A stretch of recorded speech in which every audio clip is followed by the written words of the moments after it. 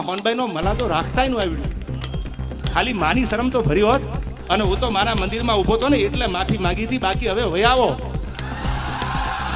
અને હવે તમને કેતો જાઉં છું આ પહેલા ડાયરામાં સિલેક્ટેડ ડાયરામાં દાંત કરતા કરતા કેતો જાઉં છું સાંભળો આવેશમાં આવી નથી બોલતો હવે માફી સમાધાન થયા પછી સોનલ માનો એને માન ન રાખ્યું સમાધાન માન આ ભાઈ છે ને એને ખૂબ મારા શાળા સમાધાન પછી કર્યા છે પણ કેટલા સહન થતું હતું ત્યાં સુધી સહન કર્યું છે પછી સહન થાય એવું નહોતું એટલે જવાબ દેવો ખૂબ જરૂરી હતો અને એને જ દીધો છે આ પાકું હજી કહું છું. નમસ્કાર મિત્રો, હાલ દેવેશભાઈ ખવડ અને બ્રિદ્દાનભાઈ ગઢવીનો વિવાદ ચાલે છે, જેમાં દેવેશભાઈ ખવડે એક ડાયરાની અંદર નામ લીધા વગર અમુક વાતો કરી હતી જે બ્રિદ્દાનભાઈને લાગુ પડતી હતી, પણ બ્રિદ્દાનભાઈએ એક ચોક્કસ વિડીયો બનાવ્યો છે આજે અને એમાં તે પોતે દેવેશભાઈ ખવડને જ કહે છે એવું પણ કહે છે, જે તમે સાંભળો, જે સાંભળીને તમે પણ ચોંકી જશો કે શું આ સાચું હશે. પણ મિત્રો, તમારા મતે દેવેશભાઈ ખવડ કે પછી બ્રિદ્દાનભાઈ ગઢવી કોણ સાચું છે કોમેન્ટમાં જરૂરથી કહેજો. હવે તમે આ બ્રિદ્દાનભાઈ નો વિડીયો જોવો જેથી તમને જાણ થાય કે શું કહે છે બ્રિદ્દાનભાઈ. થોડાક દિવસોથી એક જે વિવાદ ચાલી રહ્યો છે, એક ભાઈ એમના સંસ્કાર મુજબ જેમ આવે એમ બોલી રહ્યા છે, હું મારા સંસ્કાર મુજબ જવાબ દઈશ. એના સંસ્કાર એના સ્ટેજ ઉપરથી એના અંગત જીવનથી બધા આપ વાકેફ છો, મારે આપ સૌને કંઈ કહેવાની જરૂર નથી, પણ મારા જે સંસ્કાર છે એમને હું એ રીતે જવાબ દઈશ.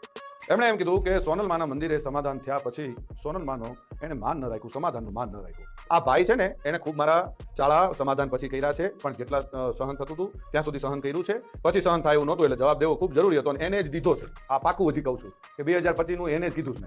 એમાં હજી હું કહું છું, રિપીટ કહું છું કે એને જ કીધું છે અને એને જે મજા આવે એને એ છૂટ છે.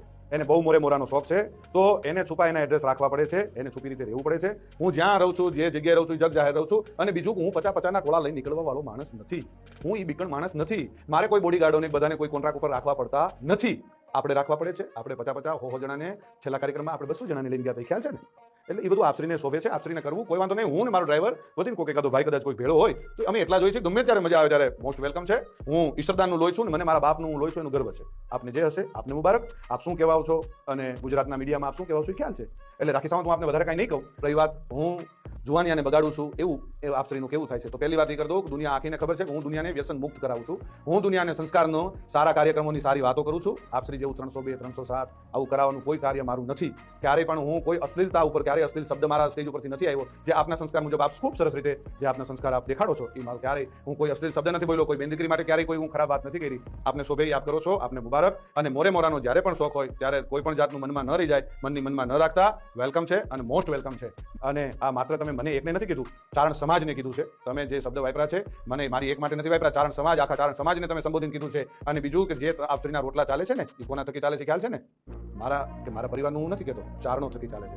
અને જે આપ પાછળથી જે કંઈ ચારણો માટે કોમેન્ટ કરો છો, જે કંઈ કરો છો, માપે રહેજો, મજા આવશે. બાળકોને બાયું ચડાવવાની કે જુવાનિયાને બાયું ચડાવવાની શીખવાડવાની વાત કરો છો તો એ તમે ઓલો બાળક જે આવીને બોલે છે એ કોણ, એ કોઈને ખબર પડે? એ સ્ક્રિપ્ટેડ છે આ બધું, એ નથી ખબર પડતી. એ બાળકને તમે સમજાવીને, એક ભાઈ તમને આવીને કાનમાં કહી ગયો અને છોકરો આવીને તમને કે એલા ભાઈ આ બાળકને તમે જિંદગી નથી બગાડતા, અત્યારથી આ બધું શું શીખવાડો છો? ચકલા બાજ નહીં બન જતા. આ શું છે? શું તમારા સંસ્કારો ખબર પડી જાય છે. એટલે માપે રહ્યો, પાછા વળી જાઓ. અને રહી વાત ડાયરા ઉપરથી કોઈ કોમેન્ટ કરવાની, કોઈ ફિલોસોફી કરવાની, તો એ ખાસ હું કહું છું કે કોઈ પણ જગ્યાએ જાઓ તો કોઈ પણ રીતે કોઈ પણ કોમેન્ટ કર્યા પહેલા ખૂબ ધ્યાન રાખજો અને કોઈ પણનો ડાયરો બગાડતા નહીં. આ વિડીયોના માધ્યમથી એટલે હું જવાબ દઉં છું. કાલ ડાયરો મારો હતો પણ એ બીજા બધાને શું મારે બીજા બધાનો એ જે કંઈ આપણે વાતો કરવા જઈએ એટલે એ બધી વાતો મેં કરી. અને ખંભાળિયા જે ડાયરામાં હું બોલ્યો એ સંપૂર્ણ મારા પરિવારનો ડાયરો હતો, મારા સમાજનો ડાયરો હતો, એટલે હું બોલ્યો હતો. અને જ્યાં જરૂર પડે ત્યાં બોલવાનું છે. અને જે તમને શોખ છે ને મોરાનો, એ મોરાનો શોખ તમારે જ્યારે પૂરો કરવો હોય ત્યારે મોસ્ટ વેલકમ છે. આવી જજો મોજથી, મનમાં ન રહી જાય એનું ખાસ ધ્યાન રાખજો. અને જેને લાગુ પડે એને નહીં, હું આપ શ્રીને જ કહું છું. શું આ બ્રિજરાજદાન ઈશ્વરદાન ગઢવી આપ શ્રીને જ કહે છે એટલે આ ખાસ વાતને યાદ રાખવી.